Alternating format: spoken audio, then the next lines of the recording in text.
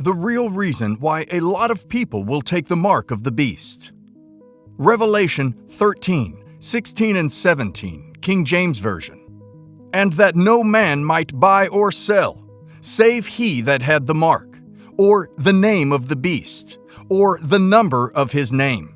And that no man might buy or sell, save he that had the mark, or the name of the beast, or the number of his name.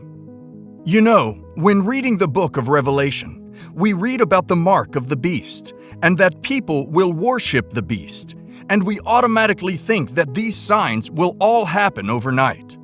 But the truth is that it won't happen overnight. The spirit of the Antichrist is already at work. The God of this world is already at work, and that is what the Bible tells us. 2 Corinthians 4:4. The God of this age has blinded the minds of unbelievers, so that they cannot see the light of the gospel that displays the glory of Christ, who is the image of God. 1 John 4:3. But every spirit that does not acknowledge Jesus is not from God. This is the spirit of the Antichrist, which you have heard is coming, and even now is already in the world. If you ask anyone around now that if the Antichrist comes back with the mark of the beast, or if the time for the mark of the beast comes, will they receive the mark? The answer you will hear from most people is no. We know what the mark signifies. We know what it means, and we know where it is coming from. So I always used to ask myself, why on earth will anyone take the mark? Because it doesn't make sense to me. Why would anyone take it? How will the Antichrist and the devil plan out their recruitment for their mark? What approach will they use to get people to accept the mark? There are two major ways the devil will do this, and we will explain the two ways and how they are working in the world today. The two major ways are deception and idolatry. These are the plans of the devil to make people collect the mark of the beast. Now, how are these things playing out today? Let's look at deception. The first approach of the devil on any occasion is deception. There is a reason why Jesus called this being the father of lies. We know about technologies and those who invented them. Satan invented lies and deceit. John 8:44, King James Version. Ye are of your father the devil, and the lusts of your family ye will do. He was a murderer from the beginning, and abode not in the truth, because there is no truth in him. When he speaketh a lie, he speaketh of his own words, for he is a liar, and the father of it. One of the primary tactics of the devil is deceit. In the Garden of Eden, he used deceit. He tried it on Jesus, but failed. He will, and he is, using the same method today in the world. When the Antichrist comes and takes center stage, he won't come with red eyes and horns poking out of his head. He will come as a man of peace. He will deceive the world into believing that he is the solution to all the world's problems. And that is the deception he will come with. He won't let his true intention be known initially. The world will trust him, exalt him, uplifting him. The kind of approach he will come with will make people worship him. He will do things that others cannot do. He will bring solutions that others cannot. He will bring peace where others have failed. 2 Thessalonians 2:3 and 4.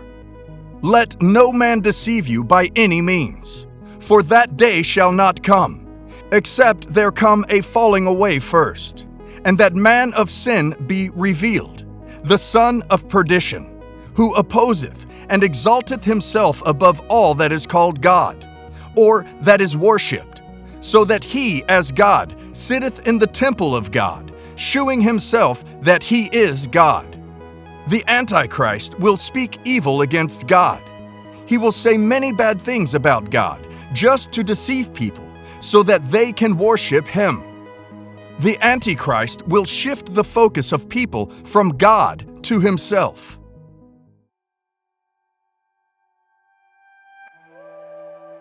Revelation 13, verse 1 to 10. And I stood upon the sand of the sea, and saw a beast rise up out of the sea, having 7 heads and 10 horns, and upon his horns 10 crowns, and upon his heads the name of blasphemy. And the beast which I saw was like unto a leopard, and his feet were as the feet of a bear, and his mouth as the mouth of a lion. And the dragon gave him his power, and his seat, and great authority. And I saw one of his heads as it were wounded to death, and his deadly wound was healed, and all the world wandered after the beast. And they worshipped the dragon which gave power unto the beast, and they worshipped the beast, saying, Who is like unto the beast? Who is able to make war with him? And there was given unto him a mouth speaking great things and blasphemies, and power was given unto him to continue 42 months. And he opened his mouth in blasphemy against God, to blaspheme his name, and his tabernacle, and them that dwell in heaven. And it was given unto him to make war with the saints, and to overcome them. And power was given over all kindreds, and tongues, and nations, and all that dwell upon the earth shall worship him, whose names are not written in the book of life of the Lamb slain from the foundation of the world. If any man have an ear, let him hear.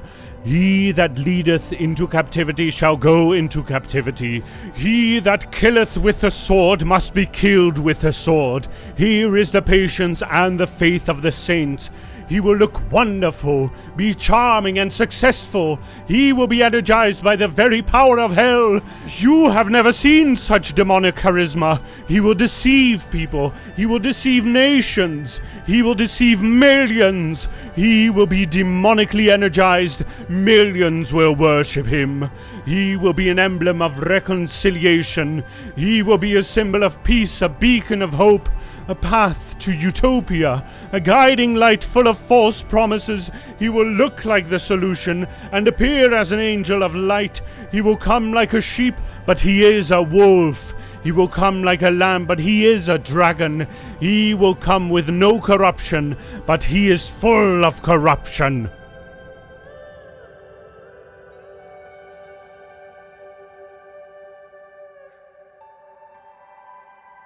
The devil has real power.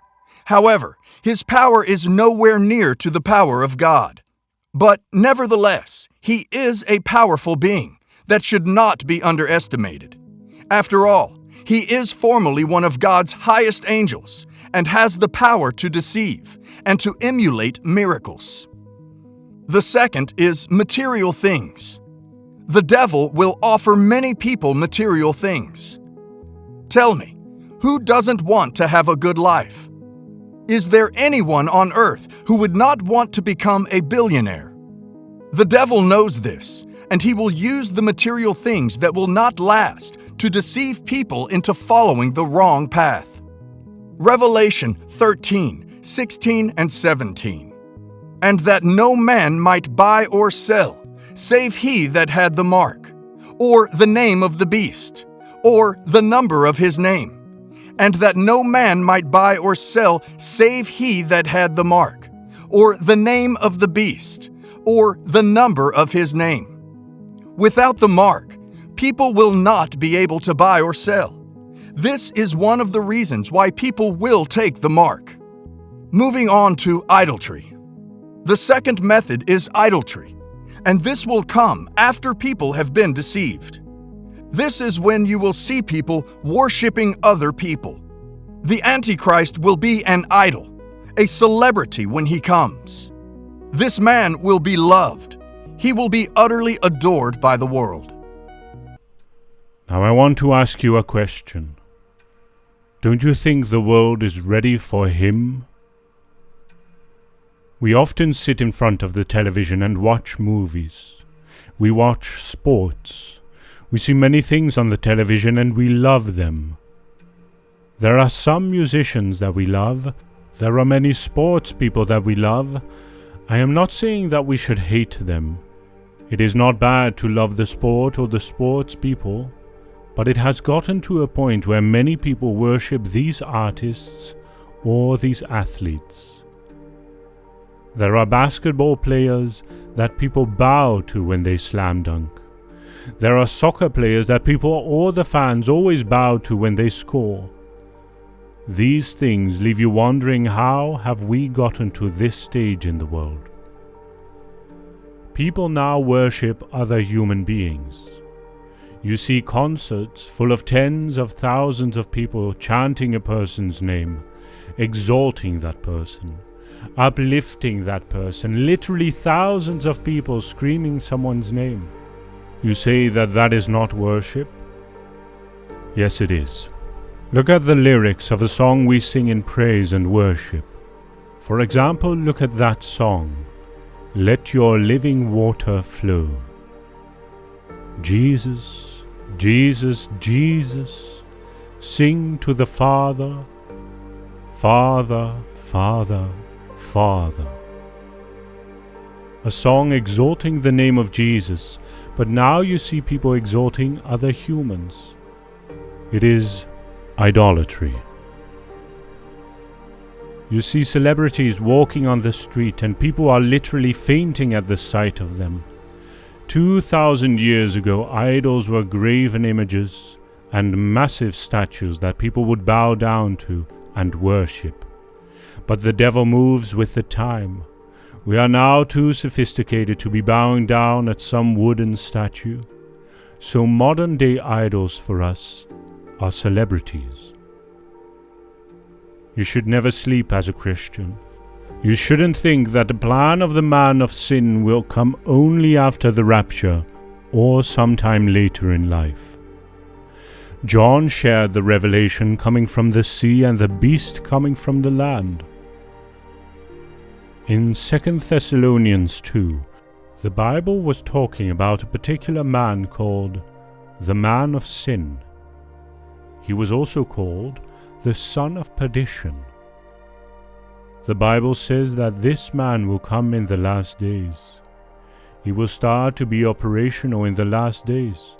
We need to get this clear so that we will have an understanding of when this man of sin will appear.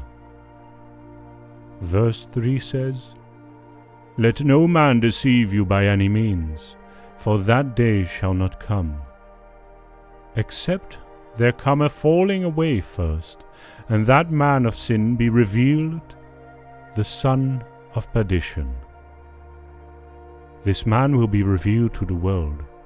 Everyone will see this man in action. What will this man of sin do? Verse 4 continued, "Who opposeth and exalteth himself above all that is called God, or that is worshipped, so that he as God sitteth in the temple of God, shewing himself that he is God." Now we have seen that he has the same attributes of the beast that was mentioned in the book of Revelation 13. This man will speak blasphemy. He will position himself as God so that people will be able to worship him. When will this man start his work? When will people start working for him? Is it after the coming of Christ or now? 2 Thessalonians 2 verse 7 gave us the time when this man of sin will start his work. The NIV says, "For the secret power of lawlessness is already at work, but the one who now holds it back will continue to do so till he is taken out of the way." We must be truthful to ourselves. The spirit of the Antichrist is already amongst us. He is already working, and we are not seeing it.